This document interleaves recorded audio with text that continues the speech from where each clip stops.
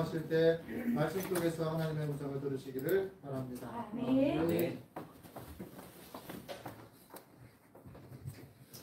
추운 날씨가 계속되고 있습니다. 날씨는 춥지만 그러나 하나님을 향한 뜨거운 마음이 있기에 이 자리에 올라오셨을 줄 압니다. 하나님께서 기뻐하시고 또 이 예배를 통해서 영광 받으시고 또 우리에게 말씀 가운데 깨우침과 은혜 주실 줄 믿습니다. 그러한 마음을 품고 기대하면서 말씀의 자리로 나아갈 수 있는 우리 모두 되기를 주님 이름으로 간절히 축복합니다. 잠시 기도하고 하나님 말씀 듣도록 하겠습니다. 하나님 감사합니다. 이 폐역한 세상 가운데서도 믿는 자들의 삶을 지켜주시고 또 이렇게 예배드릴 수 있게 하심을 감사드립니다. 추운 날씨 가운데서도 저희들의 하나님을 향한 사랑이 더더욱 뜨겁게 하여 주시옵시고 또 이 어지러운 세상 가운데서도 믿는 자로서의 본분을 먼저 생각하며 하나님 앞에 칭찬받을 수 있는 저희 모두 되게 하여 주시옵소서. 그리하였을 줄 믿사오며 이 모든 말씀 예수님 이름으로 기도합니다. 아멘. 요즘 세상을 바라보다 보면 사람들이 이기적이다라는 생각을 많이 하게 됩니다. 그래도 옛날에는 속마음은 이기적이어도 사회적 지위와 체면이라는 것 때문에라도 좀 이렇게 위선이라도 이렇게 할 때가 많았었는데, 그런데 요즘은 그 위선이라는 껍데기조차도 던져버리고 정말 속 시원하게 나의 이익 혹은 집단의 이익을 위해서라면 무슨 짓을 해도 상관없다라는 그런 시대를 우리들이 살아가고 있는 것 같습니다. 그리고 그 과정 가운데 나의 이득만을 위해서 애쓰는 것을 넘어서서 내가 힘들고 어려운 모든 것들을 남 탓으로 돌리게 되고, 그리고 그 상황 가운데 남 탓을 한다는 거는 내가 노력해서 뭔가를 바꿀 게 있다는 거예요, 없다는 거예요? 없다는 내심이 담겨 있는 겁니다. 남 탓을 한다라는 거는 이 상황이 내게로부터 비롯된 것이 아니라 저 사람 혹은 특정 사람이 아니라 큰 어떤 거시적인 구조 때문이라고 이야기하면서 내심, 그러니까 나는 아무 노력도 하지 않겠다라는 그 마음에서부터 나오는 건데, 우리는 이기적인 시대를 넘어서 그 가운데 절망하며 또 비난하면서도 막상 나는 아무것도 하지 않겠다라는 시대까지도 함께 살아내고 있습니다. 그리고 설상가상으로 그 상황 가운데서도 이러면 안 되지라고 하면서 열심히 발버둥치고 애쓰는 분들이 있잖아요. 우리 주변에 분명 그런 분들이 있습니다. 그러나 옛날에는 나는 힘들어서 못할지라도 그래, 저렇게 선한 일을 위해서 열심히 살고자 하는 사람들을 멀리서 격려라도 하고, 때때로 내가 큰 어떤 희생은 할 수는 없겠지만 작은 도움이라도 줄 수 있다면 기쁜 마음으로 도왔던 시대가 있는데, 지금은 오히려 어떻게 되냐. 그리고 특별히 어르신들보다는 밑에 세대로 내려가면 내려갈수록 너무 힘들고 어려워서 낙심하다 보니 그 낙심이 나의 영혼을 사로잡다 못해 노력하고 있는 사람들을 오히려 칭찬하고 격려하기는 것이 아니라 비웃는 시대까지도 이 시대가 되어버렸습니다. 개개인은 모두가 다 이기적입니다. 그러다 보니까 사람의 손으로 굴러가는 이 세상이 제대로 돌아갈 리가 만무합니다. 하나님께서 친히 붙들고 이끌어 가셔야 겨우 돌아가지, 사람은 그 사람이 어떤 사람이든 어떤 민족이든 어떤 시대든 사람으로서는 감당할 수 없는 것이 우리의 현실입니다. 하지만 요즘 우리가 살아가고 있는 이 현실은 그러한 보편적인 인간의 한계에 더해서 이러한 남탓과 자포자기와 심지어 열심히 하고자 하는 분들을 비웃는 그 냉소의 시대까지 되어가다 보니 평범한 사람들은 물론이거니와 그리스도인마저도 하나님께서 우리의 삶을 이끌어 주실 거라는 소망 가운데 살아가기보다 오히려 이 세상이 어떻게 되려나 하는 근심 걱정 속에서 살아갈 수밖에 없게 되었습니다. 그리고 그런 근심 걱정 가운데 또 이 세상의 악한 영향력 가운데 살다 보니 주님께서는 우리가 빛과 소금으로 살아가라 하셨는데 우리가 빛과 소금으로 살기보다는 세상의 그 영향력 가운데 지금 휩쓸려 내려가고 있고, 또 주님께서는 우리가 죄인임을 알고 먼저 회개하고 그리고 또 하나님께 기도하라고 얘기하셨는데, 나 자신을 돌아보며 나부터라도 회개하고 변화되어야겠다라는 신앙적 노력을 기울이는 분들은 점점 없어져 가요. 그리고 이 나라의 민족, 정말 잿더미 속에서 지금까지 온 그 원동력이 기도에 있을 텐데, 이제는 신앙인들조차도 기도가 잘 되지 않는 그런 시대, 그런 낙심의 시대를 우리가 살아가고 있습니다. 어느 한 분의 문제가 아닙니다. 정말 우리 인간이 가진 어쩔 수 없는 한계 속에서 이 세상의 악한 영향력 가운데 우리가 신음하고 있는데, 그러나 하나님께서는 그 가운데서도 여전히 우리를 붙들고 계시고 우리의 삶을 인도하고 계십니다. 그리고 오늘 빌레몬서 말씀을 통하여서 이 시대 가운데서도 하나님께서 어떤 마음으로 우리를 대하고 계신지, 그리고 우리가 신앙인으로서 무엇을 생각하고 또 해낼 수 있는지, 그 놀라운 이야기를 해주십니다. 오늘 빌레몬서 말씀을 통해서 우리가 이 세상의 어려움을 바라보는 것이 아니라 하나님께로 나아갈 수 있었으면 좋겠습니다. 오늘 이 빌레몬서는 한 장어치밖에 안 되는 짧은 말씀입니다. 사도 바울 선생님께서 빌레몬이라는 고린도 교회 지도자의 지도자 중에 한 분에게 보낸 편지의 글인데요. 이 본문의 말씀 우리가 오늘 함께 읽어보니까 세 사람이 등장한다라는 것을 알게 되셨을 거예요. 바울이 등장하고 또 그 편지를 받을 빌레몬이 등장하고, 그리고 중간에 보면은 오네시모라는 이름의 사람이 또 한 명 등장합니다. 총 세 사람이 등장하는 거예요. 사도 바울 선생님께서는 어떤 분이십니까? 다 잘 알고 계시잖아요. 원래 정말 그 누구보다도 더 열심히 그리스도인들을 핍박하던 대적자, 본인 스스로 인정하기에 죄인 중에 괴수다라고 할 만한 분이었지만, 다메섹 도상에서 우리 주님 만나 변화된 다음에 이방인의 사도로서, 사실 제가 생각할 때는 개인적으로 그 어떤 예수님의 제자보다도 더 힘들고 어려운 삶을 기꺼이 감당해내신, 정말 예수님의 12제자는 아니었지만 수제자급이다라고 할 수 있는 그런 믿음의 삶을 살아오신 분이에요. 그리고 또 이분은 잘난 분입니다. 능력이 많은 분이었어요. 하지만 동시에 육체의 연약함도 갖고 있고, 또 외모가, 키가 좀 많이 작으셨나 봐요. 그래서 외모가 좀 그럴듯하지 않으셔서 하나님 말씀 전하는데 약간 간질이었던 걸로 생각이 되는데, 그런 어떤 육체의 문제 때문에 말씀을 하시다 중간에 이제 입이 제대로 안 움직이니까 이게 좀 어려움을 겪기도 하시고, 또 이 외모라는 게 무시를 못해요. 그리고 요즘은 그래도 외모가 별 그게 아니라는 걸 이미 지식으로는 알고 있지만, 과거로 내려가면 내려갈수록 특히 남자 사회에서의 그 남성성, 키 크고 딱 이런 게 사회적인 가치를 더 많이 지니고 있었기 때문에 이 덩치가 왜소하다라는 것 때문에서도 남들 앞에서 하나님의 말씀을 선포하는 데 있어서 나름의 핸디캡도, 약점도 가지고 계신 분이십니다. 오죽하면 사람들이 글로 바울 선생님의 말씀을 배울 때는 정말 놀라운 감동과 은혜가 있는데, 막상 면전에서 얘기하시는 걸 보면 영 느낌이 좀 그렇다라는 얘기가 성경에도 기록되어 있을 만큼 능력 있는 분이고 헌신적인 분이었지만, 그렇다고 해서 완벽한 분은 아니고 인간적인 연약한 점도 가지고 계셨던 분이었어요. 그리고 그런 연약함이 오늘 본문에서는 더더욱 드러납니다.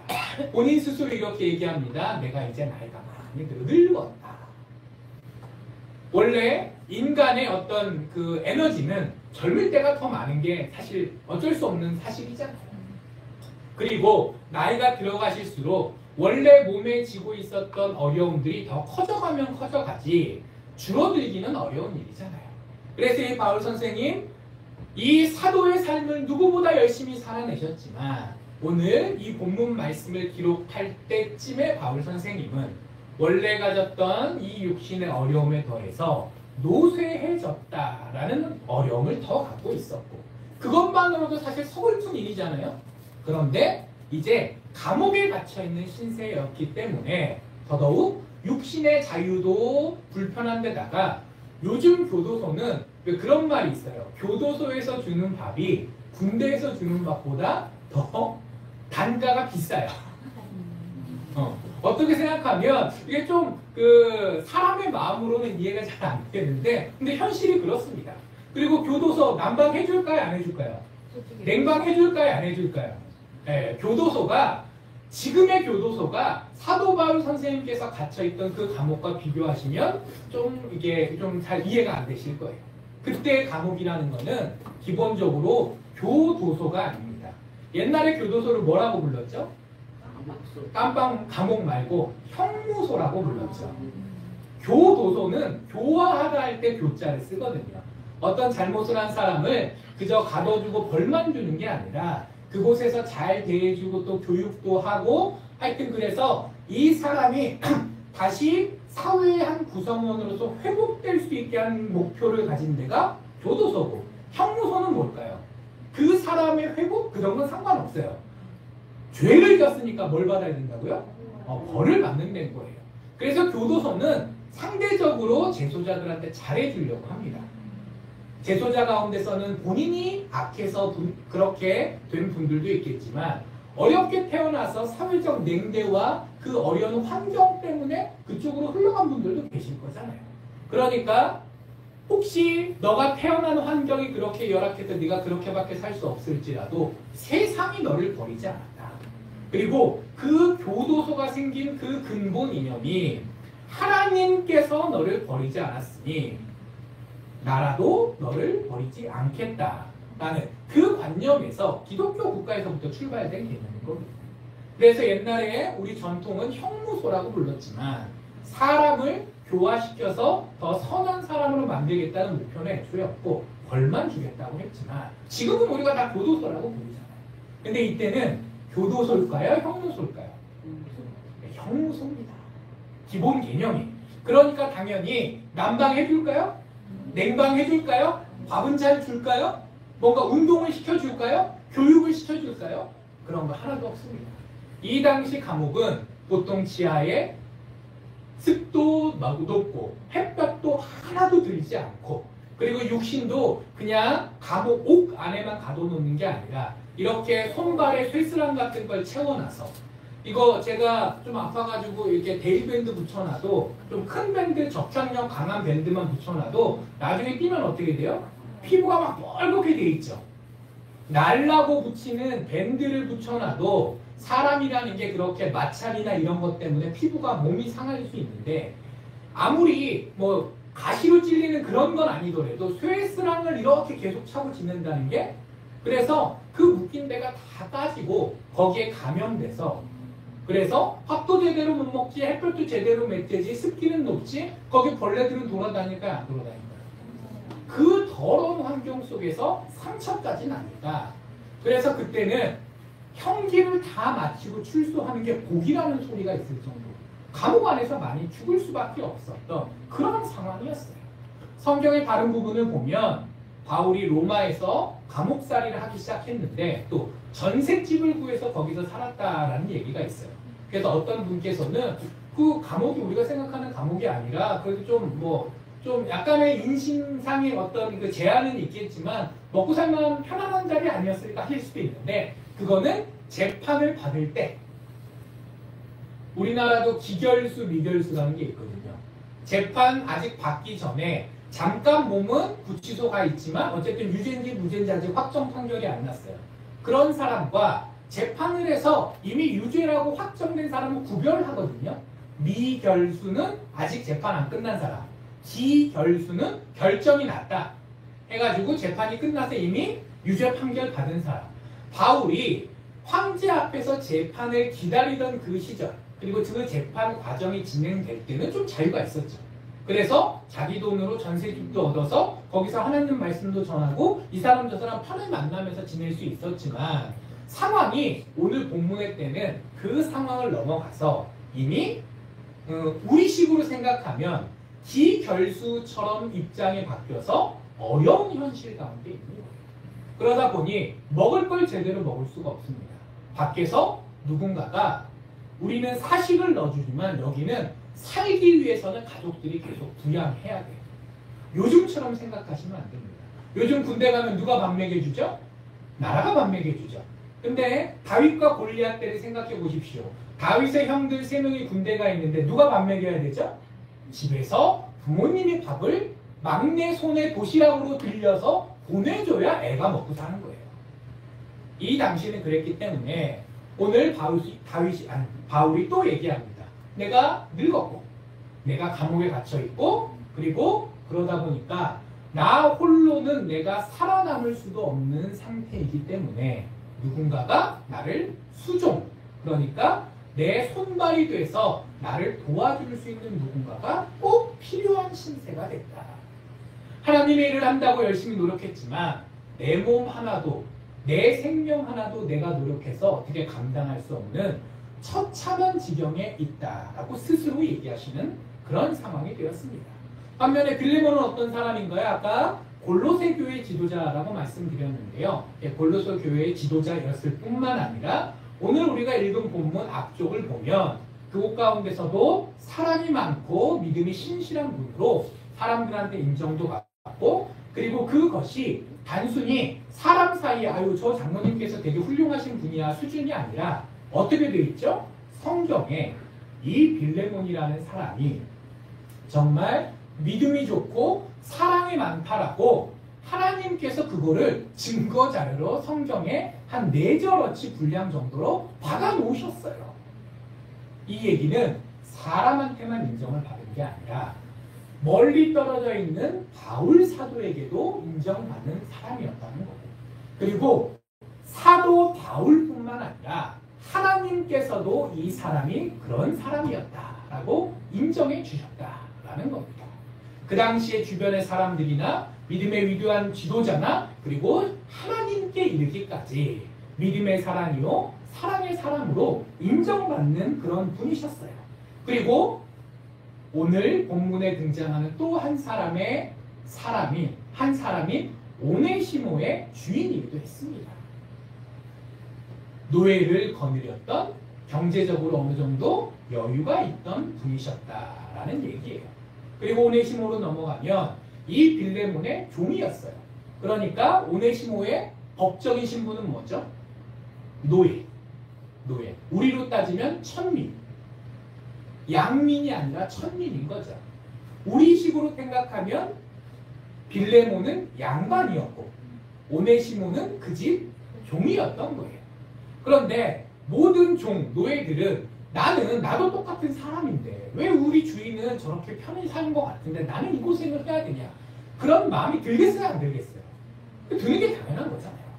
그래서 더 주인한테 잘 보여서 노예이지만 조금이라도 더 좋은 대우를 받으려고 노력하는 방법을 선택하던가, 아니면 나는 왜 이렇게 살아야 되냐 억울하다라고 탈주를 하던가, 아니면은 어떤 반란을 모의하던가 하는 적극적인 형태의 반항을 하던가, 보통은 둘 중에 하나를 선택하게 되는데 오네시모는 탈출을 선택한 거예요. 더 이상 노예로 살기 싫으니까. 골로새 지역에서는 머물 수 없잖아요. 골로새 도시에는 사실 도시라고 해봐야 서울 같은 그런 크기가 아니거든요. 몇만 명이어도 당시에는 도시 소리를 듣던 거니까 우리로 따지면 구 하나도 안 되는 어치란 말이에요. 그러니까 골로새에서 살던 이 오네시모가 도망 나온 이상 골로새에서는 더 이상 살 수가 없으니까 배 타고 굽이굽이 로마까지 흘러 들어온 겁니다. 우리나라도 그랬고 세계 역사를 보면 지방에서 잘 먹고 잘 살 수 있으면 계속 있지만 힘들고 어려우면 어디로 흘러 들어오죠? 대도시로 흘러 들어오게 됐습니다. 왜냐하면 거기에는 내가 번듯한 신분이 없어도 번듯한 능력이 없어도 뭐라도 할 수 있는 일자리가 보통 제일 많은 데가 대도시이기 때문이에요. 로마 제국에서 사방에서 사람들이 몰려오는 도시가 그래서 로마였고 오네시모도 로마까지 흘러 들어왔던 거죠. 그리고 그 로마에서 바울 사도를 통해서인지 아니면 다른 분을 통해서 있는지까지는 정확히 모르지만 주님을 영접하게 됐고 이제는 사도 바울 선생님 옆에서 바울 선생님을 돌보면서 사도 바울 선생님께서 이 오네시모가 예전에는 노예요 법을 거스르고 주인에게부터 탈출한 악인이었을지 모르겠지만 그러나 지금은 나의 형제요 그리고 하나님께서 자녀로 인정하는 그런 믿음의 사람이다 라고 하게 된 거예요. 오네시모의 과거는 노예요, 범법자죠. 노예가 탈출하는 게 그게 왜 범죄냐 이렇게 생각하실 수도 있겠지만 어쨌든 실정법상으로는 명백한 불법을 저지른 사람이거든요. 그리고 단순히 도망갔다는 게 나의 자유를 위한 노력으로만 생각하기 어려운 게 노예가 도망친 주인은 어떻게 될까요? 일단은 재산상의 손해를 받겠죠. 그런데 재산상의 손해보다 더 큰 손해가 뭐냐면 체면의 문제가 생기는 거예요.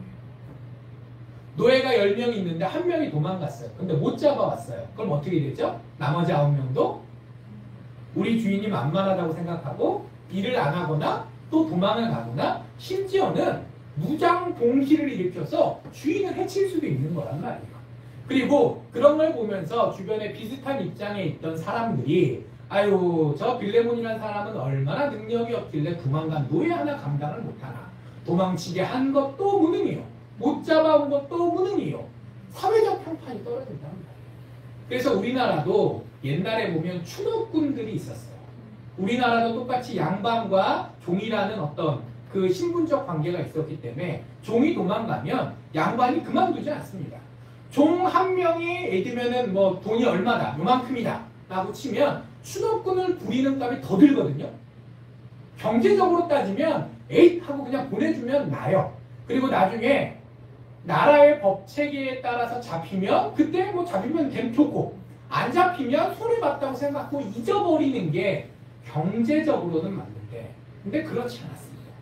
더 큰 비용을 들여서라도 그 노예를 잡거나 죽이라 라고 추노꾼들을 고용했어요. 그래서 옛날에 기억나시는 분 계시겠지만 추노라는 드라마가 만들어지기도 했었고 그리고 몇 년 전에는 미스터 션샤인이라는 드라마에서 그 주인공이었던 이병현이 그 도망친 노예 그 종이거든요. 그래서 그 이병현을 잡으려고 추노꾼들을 주인이 고용해서 보내는 장면들도 나오긴 했는데 자 똑같은 거예요. 왜 우리나라 양반들도 종 하나가 도망가면 그냥 두고 보질 못했다. 재산상의 손해가 문제가 아니라는 거예요. 사회적 지위, 체면이라는 문제가 걸리기 때문에 우리나라나 이 당시 로마나 오네시모는 분명히 세상 사람들이 볼 때 주인에게 큰 피해를 입힌 사람이 맞았습니다. 자 그런데 이런 기본적인 바울과 빌레몬과 오네시모라는 이 세 사람에 대한 기본적 정보 속에서 하나님께서는 더 깊은 얘기를 오늘 우리에게 하고 계십니다. 오늘 8절을 보면 바울이 이렇게 얘기합니다. 내가 너한테 담대하게 명령할 수 있는데 왜? 이게 마땅한 일이니까. 세상의 법칙에서는 네가 주인이고 오네시모가 종일지 모르지만 세상의 법칙에서는 탈주한 오네시모를 잡아 족치는 것이 당연히 네가 할 수 있는 권리일지 모르겠지만 그러나 하나님께서는 종과 주인의 차별을 두지 않으시고 예수 그리스도를 하나님의 아들이요 나의 구주로 영접하는 모든 이들에게 구원을 베풀어 주셨고 그리고 구원받은 그 모두를 하나님의 자녀로 인정하셨고 하나님의 자녀들이기에 서로가 서로는 형제요 자매다라고 하나님께서 정하셨기 때문에 세상의 법이 어찌하든지 네가 어떻게 생각하든지 나는 예수님께서 택하신 사도로서 너한테 이렇게 명령할 권리가 있다. 이게 하나님의 뜻이요 옳은 일이니 오네시모를 용서하고 오네시모를 뒤에 보니까 형제로 인정하고 그리고 오네시모를 더 이상 노예로서 어떻게 잡아가지고 뭐 다시 노예로 삼던지 아니면 벌을 주던지 할 생각을 하지 말아라 라고 내가 명령할 수 있다. 그게 법이니까. 그리고 네가 진정 그리스도인이라면 가이사의 법이 아니라 하나님의 뜻을 살아야 되기 때문에 이게 당연하다. 8절에 그렇게 얘기를 하세요.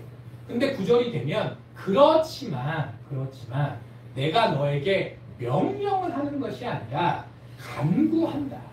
간구라는 것은 간절히 구하다. 라고 생각하시면 돼요. 그러니까 부탁하는 건데 부탁도 아니고 정말 약간 극단적인 표현을 쓰면 빌겠다. 내가 빈다. 제발 이렇게 해라고 내가 빈다. 명령할 권리가 나한테 있음에도 내가 명령하는 게 아니라 너한테 지금 빌겠다. 오네시모를 받아들여 다. 자, 왜 바울이 이렇게 얘기를 했을까요? 바울 본인이 얘기한 것처럼 하나님의 뜻에 따라 사는 게 당연한 겁니다. 당연한 거예요. 그렇지만 당연한 대로 살 수 있는 게 인간입니까?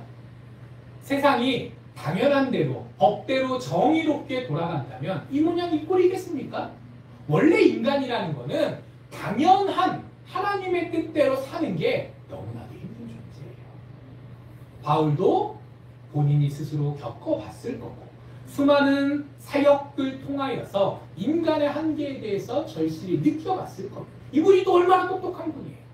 인간에 대한 깊은 이해를 가지기 때문에 빌레몬이 아무리 믿음의 사람이요 사랑의 사람이요 사람들에게 인정받고 하나님께도 인정받을 만한 사람이라고 하더라도 그 역시 어쩔 수 없는 인간이기 때문에 이 당대의 상식에 사로잡혀 있을 거고 또 한 사람의 인간으로서 마음의 어떤 원한 또 이런 울분 이런 것들에 휘둘릴 수 있는 존재이기 때문에 내가 명령하지 않고 부탁하겠다.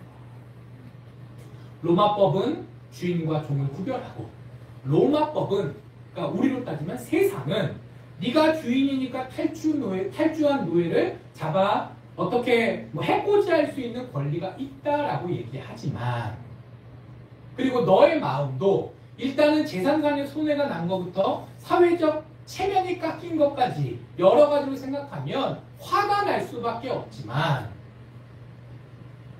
네가 그럼에도 불구하고 하나님의 자녀이니 하나님의 자녀를 용서해 주지 않으련 이렇게 얘기한다는 거예요. 마음을 이해하니까 그 사람이 살아온 환경을 이해하니까 이게 당연한 거라고 윽박지르지 않고 너의 사정을 헤아려 주기 때문에 이렇게 내가 부탁하고 그리고 더 나아가 내가 너의 사정을 헤아려 주는 것처럼 너도 누구의 사정을 헤아려 보라는 거예요. 오네시모의 사정을 헤아려 봤으면 좋겠다라는 이야기까지도 성경에 명시적으로 적혀 있지는 않지만 사람이 어쩔 수 없는 인간이라는 것을 우리가 알고 그 가운데 하나님의 뜻을 실천해 나가야 되지 않겠냐라는 깊은 신학적 통찰까지를 더해 오늘 이 말씀을 하시는 거죠. 여기에 첫 번째 놀라운 법칙이 있습니다. 오늘 바울이 이렇게 이야기합니다. 명령할 수 있지만 내가 간구하겠다. 그리고 이 바울의 태도는 단순히 바울 한 사람이 인격자여서가 아니라 하나님께서 우리에게 보여주시는 마음과 다를 것이 없다. 하나님께서는 우리의 주인이십니다. 우리를 창조하셨고 우리의 모든 것들을 지탱하사 지금까지 살아있게 하셨습니다. 하나님께서 이 세상을 지탱하지 않으시면 우리가 숨이라도 제대로 쓸 수 있겠습니까? 우리가 밥이라도 제대로 먹을 수 있겠습니까? 곰곰이 따지고 보면 내가 하나님 앞에서 내 능력으로 무언가 했다라고 이거는 정당한 내 것이라고 얘기할 게 단 한 가지도 없습니다. 모태부터 지어지기 전부터 하나님 손에 붙들려 그리고 나의 모든 삶을 이 세상 가운데 산 뒤에 죽고 나서의 그 후의 모든 삶까지도 온전히 하나님께 달려 있습니다. 하나님께서 나의 주인이시고 주인이시니 당연히 내게 명령하실 수 있습니다. 그러나 하나님께서는 때로는 명령하실 때도 있지만 더 많은 경우에 우리를 깨우치시고 우리를 권면하십니다. 우리에게 간구까지는 아니시지만 우리를 권면하시는 분이 하나님이시고 그래서 강제로 시키실 수도 있지만 강제로 시키시기보다는 우리가 깨우쳐서 우리가 자원하는 마음으로 하나님의 뜻을 이해하고 순종할 때까지 인내하시고 기다리시는 분이시다라는 거죠.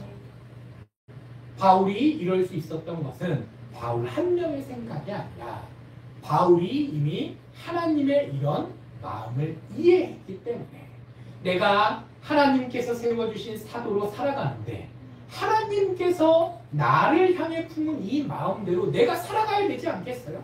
그리스도인이라는 게 원래 그 뜻이 작은 그리스도, 작은 예수라는 뜻인데 예수님과 같을 수는 없겠지만 그래도 예수님처럼 살고자 노력하는 사람이어서 그리스도인이겠는데 내가 그 그리스도인이 되라고 선포하는 사도로 살아가는 사람으로서 남들한테 뭐라 하기 전에 나부터 그리스도인으로 살아가야 되기 때문에 그 하나님의 마음으로 내가 살고 그래서 너한테도 그 하나님의 마음대로 살아가기를 권면한다. 간구한다. 이렇게 이야기합니다. 하나님께서는 그런 분이십니다.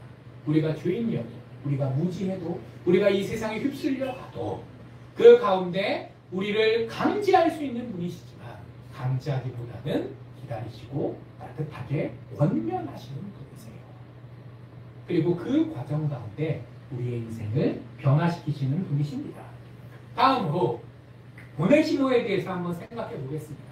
바울이 오네시모를 이렇게 좋게 평가하고 있는데 이게 당연한 일이 아닙니다. 바울은 시민권자예요. 우리로 따지면 우리 조상으로 따지면 양반입니다. 근데 이 오네시모는 어떤 사람이죠? 네, 노예예요. 천민, 종이었어요. 당연히 사람은 자기의 환경과 비슷한 사람을 쉽게 이해하고 그 사람 편을 드는 게 어떻게 생각하면 당연한 겁니다. 일부러 어느 한쪽 편을 들려고 하는 게 아니라 사람은 알고 보면 나쁜 사람 없다라는 말이 있잖아요. 내가 모르면 옳다 그르다를 쉽게 얘기할 수 있지만 내가 잘 알게 되면 알게 될수록 아유 사람이 살다 보면 뭐 그런 사정에서 나라도 그랬겠다 이해하게 되잖아요. 그래서 어쩔 수 없이 나와 신분이 비슷한 빌레몬 편을 드는 게 인간적인 거지 여기서 오네시모를 이렇게 선입평가하는 게 결코 당연한 일이 아닙니다. 사도 바울이 태어나고 자란 환경을 생각해 보면 아주 이상한 일이에요. 그리고 사도 바울은 어떤 사람입니까? 평생 하나님의 뜻을 위해 헌신해온 사람이에요. 본인이 지금 늙었다라고 얘기한 이 순간까지 그가 주님을 처음 만났을 때 후기지수로서 그 선배 바리새인들한테 야, 이 똘똘한 후배가 우리의 대를 이어서 바리새파의 전통을 잘 지켜나가겠구나. 이게 나이가 많았다는 거예요? 적었다는 거예요? 적었다는 거예요. 청년 시절부터 본인 스스로가 늙었다, 노인이 되었다고 얘기할 그 시간까지 수십 년을 헌신하며 살아온 사람인데 원래 내가 열심히 살아온 사람일수록 게으르게 살고 불법을 저지르는 사람 꼴을 못 보게 됩니다. 유유상종이라는 말이 있어요.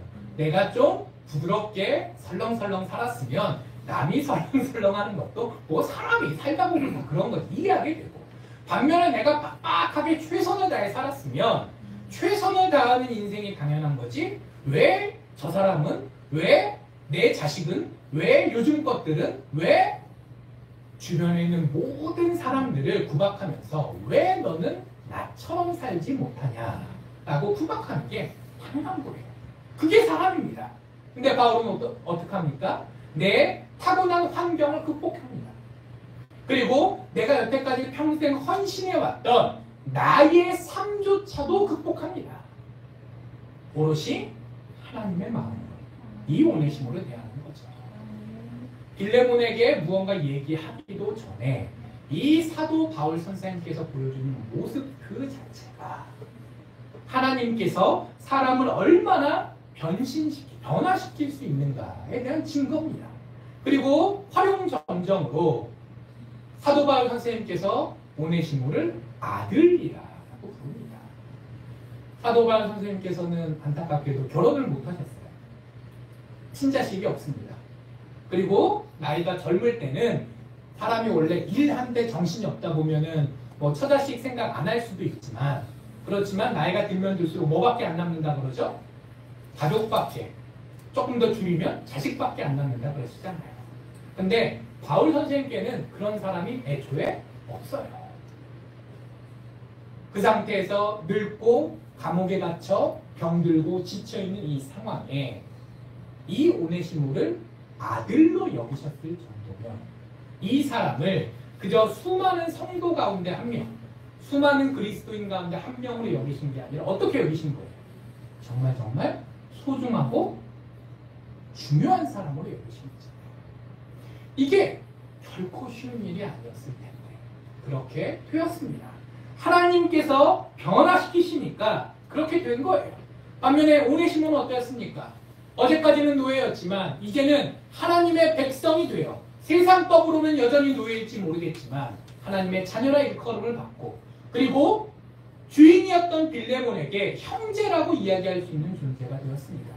어제 오네시모는 소망 하나 없는 삶 가운데 낙심하며 절망할 수밖에 없었지만 하나님을 만나니 하나님께서 그의 삶을 변화시켜서 믿음으로도 믿음의 사람, 신실한 사람, 사도 바울이 인정해서 다시 역으로 골로새 교회에 파송할 수 있는 사람으로 만들어 주었고 개인적으로도 당장 이 현생의 삶 가운데서 인간 취급조차 받지 못했던 이 사람이 자유함을 넘어 인간 취급을 받게 되었고 더 나아가 하나님께서 사용하시는 축복의 통로가 되어 골로새서 4장 9절에 보면 바울이 골로새 교회 교인들에게 너희에게서 온 원래 골로새 지역 출신이었던 이 오네시모를 내가 너희에게 다시 보낸다라고 얘기하시거든요. 자, 이럴 수 있는 사람이 된 거예요. 나 하나 생존도 어떻게 할 수 없었던 사람이 하나님 손에 들려 사용되는 사람까지 되었습니다. 그리고 더 놀라운 것은 이 오네시모가 왜 도망갔죠? 나 개인의 이득을 위해서 탈출했어요. 살아남자고 로마로 돌아왔습니다. 다시 골로새로 돌아간다는 건 어떤 얘기죠? 죽으러 가는 거예요. 죽으러 가는 거예요. 내 신세는 법적으로 여전히 탈주 노예라 주인에게 잡히면 죽을 수도 있는 상황인데 골로새 지역으로 다시 돌아간다? 왜 그런 위험을 감수합니까? 더군다나 골로새 지역도 아니고 골로새 교회로 돌아간다? 거기 내 주인이 등을 시퍼렇게 뜨고 거기서 활동하고 있는데 죽으러 가는 거예요. 그런데 이 오네시모가 기꺼이 내가 죽을 그 자리로 갑니다. 갑니다. 왜? 이 사람도 변화되었기 때문입니다. 먼저는 내가 나 개인의 이득을 생각한다고 주인이었던 빌레몬에게 상처를 주었다. 내가 홀로 미안하다 잘못됐다 생각만 하는 것이 아니라 주인 얼굴을 보고 주인에게 사죄해야겠다라는 그 사과하는 회개하는 마음이 드는 거예요. 그리고 설사 내가 빌레몬이 그런 날에 이해해주지 못해서 나에게 무언가 해코지를 할지어도 죽으면 죽으리이다 라고 했던 그 에스더의 그 마음처럼 내가 골로새 교회에 가서 골로새 교회를 위한 하나님의 일을 감당함에 있어서는 내 생명의 위협을 기꺼이 감당하겠다 라는 그런 결단이 있었기 때문에 바울이 보냈고 오네시모가 실제로 골로새 교회에 갈 수 있었던 거거든요. 단순히 예수님을 믿어서 하나님의 자녀가 되었다 수준이 아니라 정말 완전하게 변화되어 바울이 아들이라고 할 만한 믿음의 사람이 되었습니다. 바울이 변했던 것, 오네시모가 변했던 것, 어떻게 이런 일들이 가능했을까요?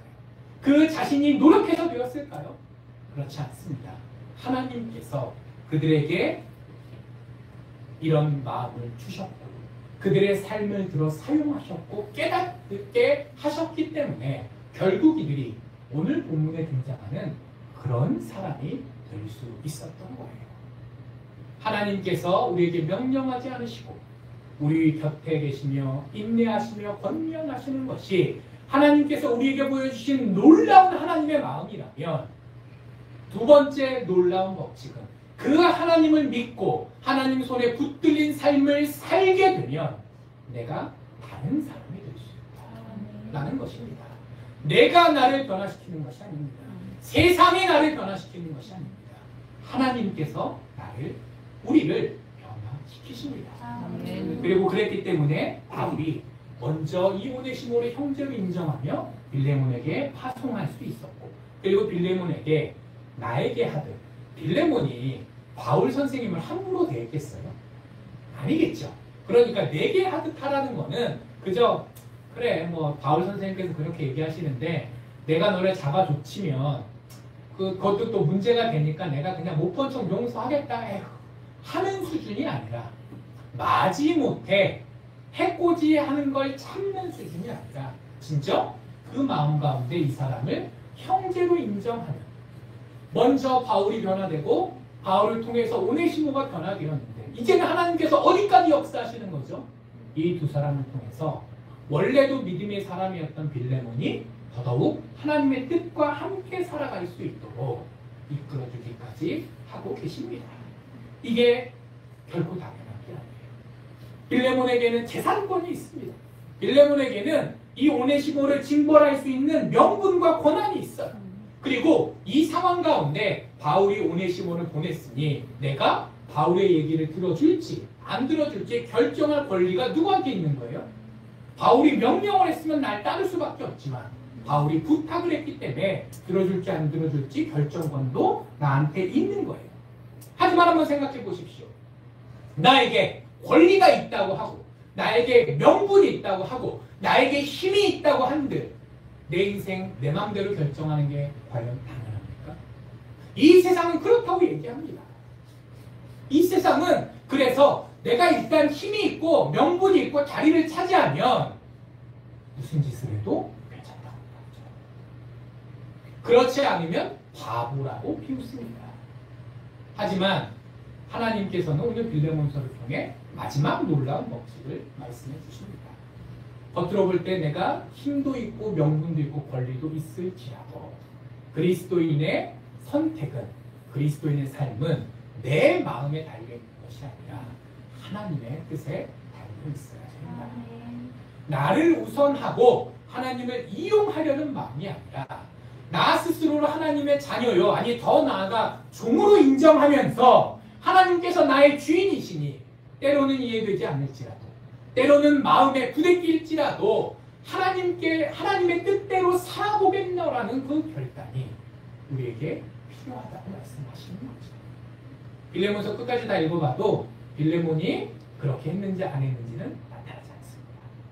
성경의 다른 부분을 봐도 빌레몬이 오네시모를 용서했는지 아닌지는 나타나지 않습니다. 하나님께서 우리에게 말씀하는 핵심이 무엇일까요? 빌레몬이 좋은 사람이었다? 아니었다가 아니라 빌레몬에게 바울의 입을 통해서 명령하셨던 것처럼 우리에게 권한이 있고 할 수 있는 능력이 있어 보일지라도 우리의 선택은 나에게 달려있지 않다라는 걸 우리가 이해해야 된다는 거죠. 옛날에는 그래도 체면이라는 걸 챙겼습니다. 옛날에는 다른 사람 눈치라도 봤어요. 옛날에는 그래도 명분을 생각하면서 속으로 부글부글 끓어도 그래도 참아야지. 참을 인자 새기면 살인도 명한다라는 조상들의 얘기가 왜 나왔겠습니까? 단순히 힘이 없으니까 참으라는 거예요? 아니죠. 할 수 있지만 안 하는 게 덕이다라는 걸 조상들도 알고 있었습니다. 그러나 요즘 이 시대는 어떡합니까? 오히려 그런 것들을 비웃으면서 할 수 있으니까 해라. 네가 왜 참냐? 해라. 해라. 해라. 하는 시대가 되었습니다. 그러다 보니 민주주의 사회에서 표가 더 많으면 무슨 짓이라도 할 수 있을 것 같습니다. 자본주의 사회니까 돈이 많으면 무슨 짓이라도 할 수 있을 것 같습니다. 쾌락주의 시대를 살아가면서 내가 젊고 힘있고 능력이 있으면 미래를 생각하지 않고 다른 사람한테 폐를 끼치거나 말거나 지금을 즐기라고 이야기합니다. 이기주의 시대를 살아가면서 네가 왜 참냐라고 얘기합니다. 당연히 너는 너를 위해 살면서 다른 사람을 괴롭혀도 된다라고 이야기합니다.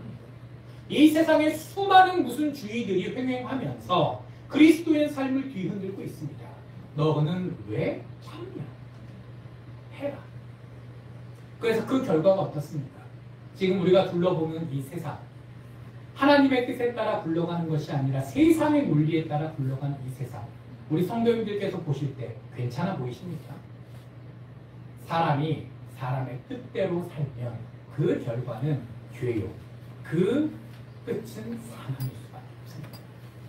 예전에는 그래도 참으라 라고 세상에서도 가르쳤기 때문에 눈치껏 적당이라도 했지만 요즘은 참지 말라라는 시대를 살면서 우리의 삶이 더더욱 헝클어져 갑니다. 객관적으로 이렇게 해놓은 것은 과거와 비교할 수 없이 엄청나지만 그러나 우리의 내면은 점점 위축되고 심지어는 낙심 가운데 썩어들어 버리죠. 그걸 오늘 하나님께서 말씀하십니다. 하나님께서 우리에게 권면하십니다. 하나님께서 우리 삶을 변화시키십니다. 그리고 그 모든 것은 우리가 내 마음대로 살고자 하는 것이 아니라 하나님의 뜻에 살아보고자 하는 그 결단과 연결됩니다. 사랑하는 성도님들, 세상에 휩쓸리지 않기를 소원합니다. 우리가 세상의 빛과 소금까지는 못 될지언정 이 세상에 떠내려가서는 되겠습니까? 우리가 먼저 우리를 하나님 곁에 잘 묶어놓을 수 있기를 축복합니다. 그리고 그 다음으로 빛과 소금의 소명까지도 감당해보고자 하는 결단이 있기를 소명합니다. 그리고 더 나아가 마음으로 결단하는 것을 넘어서 하루하루의 일상 가운데 오늘 도전하셨던 것처럼 내게 권리가 있고 능력이 있고 무엇이 있던 간에 그것을 먼저 생각하는 것이 아니라 하나님의 뜻이 무엇인지를 먼저 생각하며 행동하실 수 있기까지 축복합니다. 그럴 때 우리 곁에서 우리를 권면하시는 하나님께서 우리의 삶을 먼저 지키실 것이고 우리에게 오네시모에게 사람들이 하셨던 그 복을 주셨던 것처럼 바울에게 죄인 중에 괴수를 넘어서 이방인의 사도로 부름받게 하셨던 것처럼 우리의 천국 구원뿐만 아니라 이 세상의 삶까지도 책임져 주실 것입니다. 그러한 소망과 결단을 품고 나아가는 우리 모두 되기를 주님 이름으로 축복합니다. 기도합니다. 하나님 감사합니다. 저희들 부족한 것도 많지만 하나님과 동행하면서 하나님과 함께하도록 하여 주시옵소서. 아버지, 저희들이 이 세상의 풍조에 따라 세상의 흐름 속에 살지 않게 하시고 언제 어디서나 하나님의 자녀답게 살 수 있도록 하여 주시옵시며 하나님께서 오늘 말씀해 주신 그 놀라운 법칙을 마음에 품고 동행하는 삶, 또 빛과 소금의 삶, 그리고 이 세상을 변화시키는 능력 있는 종의 삶 살아내게 하여 주시옵소서. 감사드립니다. 이 모든 말씀 예수님 이름으로 기도합니다. 아멘.